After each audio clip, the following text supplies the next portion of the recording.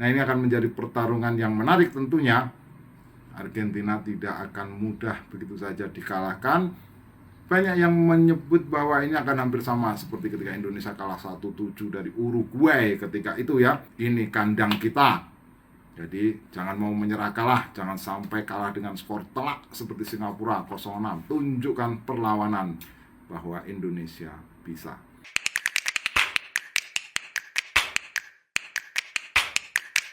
Salam pemirsa, ketemu lagi di Titis Corner. Dan Argentina sudah memastikan diri untuk bertemu dengan Australia dan juga Indonesia dalam FIFA Matchday pada pertengahan Juni. Dimulai 15 Juni bertemu dengan Australia di Stadion Pekerja Beijing, yang merupakan ulangan dari laga 16 besar Piala Dunia 2022, di mana ketika itu Argentina mengalahkan Australia 2-1 di Al Rayyan, Qatar.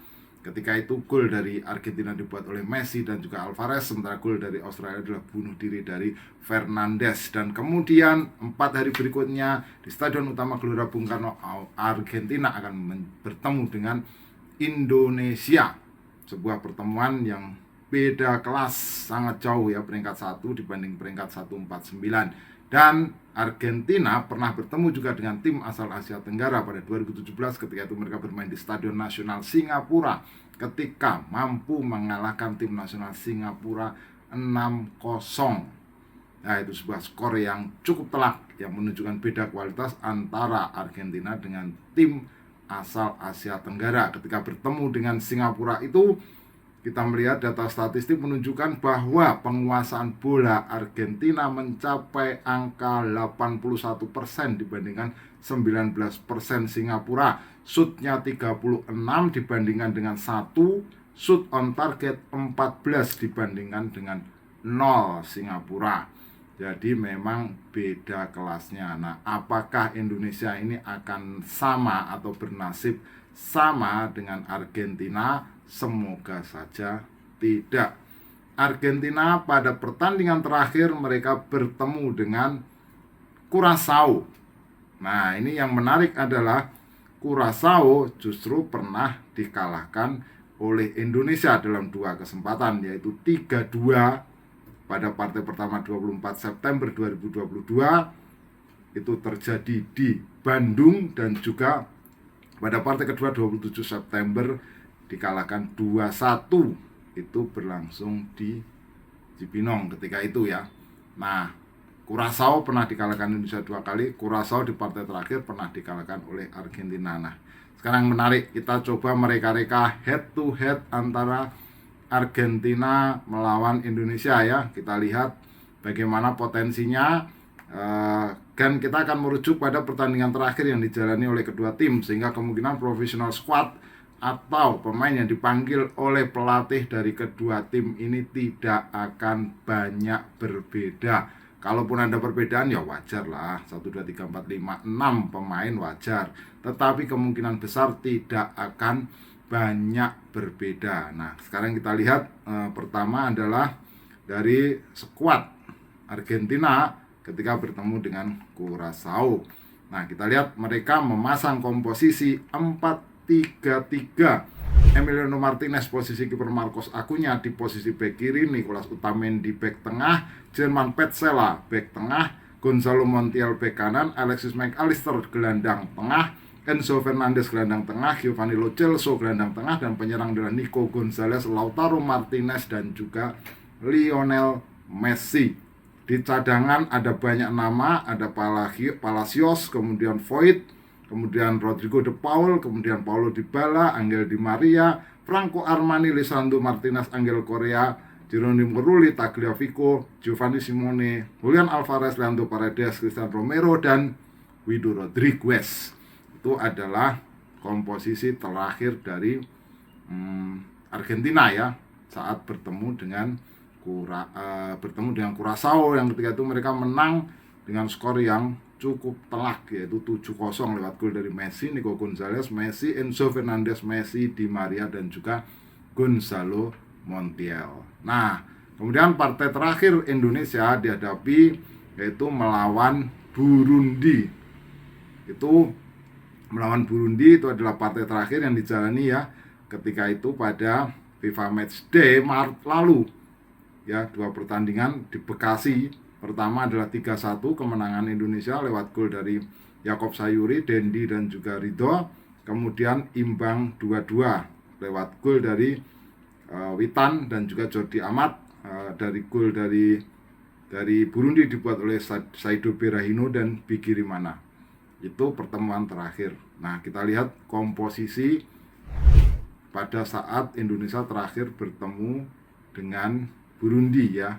Pada waktu itu di skor 3-1 ya, kita lihat di situ ada Sahrul Fadil di posisi kiper, kemudian Jordi Amat bek tengah, Rizky Ridho, Elkan Bagot di posisi bek tengah, kemudian Rahmat Irianto Marklok di posisi double pivot, di kanan ada Asnawi Bahar, Pratama Arhan di kiri, kemudian Stefano Lillipali, Dendi Sulistiawan dan Yaakob Sayuri di kanan dengan formasi 3-4-3. Beberapa pemain cadangan diantaranya adalah Sarian Abimanyu, Ricky Kambuaya, Edo Febriansah, Ramadan Sananta, Riko Simanjuntak, Witan Sulaiman, Fakhrudin Arianto, Ferrari, kemudian Dava Sumawijaya, kemudian Zaki Asraf, Nadio Argawinata, Hansamu Pratama, Doni Pamukas dan juga Dimas Derajat.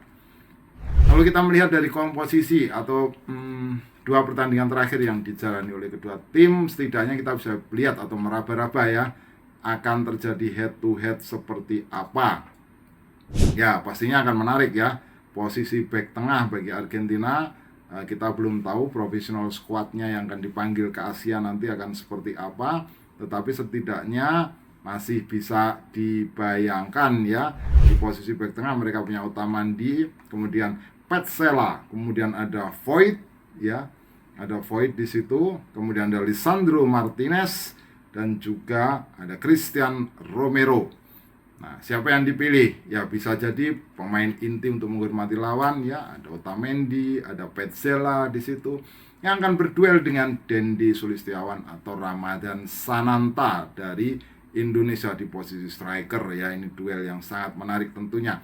Nah, di posisi gelandang kita lihat ada McAllister, Enzo Fernandez dan Lo Celso yang di situ akan bertarung secara sengit tentunya dengan pemain double pivot kita yang sudah hampir pasti ya. Kemungkinan besar, bukan hampir pasti, salah satunya akan diisi oleh Marklok.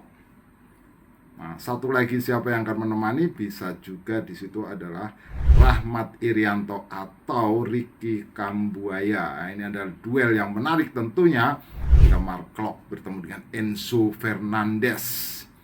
Wow, Anda bisa membayangkan ini sebuah laga yang sangat seru. Pratama Arhan di posisi sayap kiri. Di sini dia tentu akan bertemu dengan Gonzalo Montiel ya. Kemudian posisi Marcos Acuña akan bertemu dengan Asnawi Bahar, akan lebih sering head to head di posisi 2 pemain itu, atau Nicolas Tagliafico.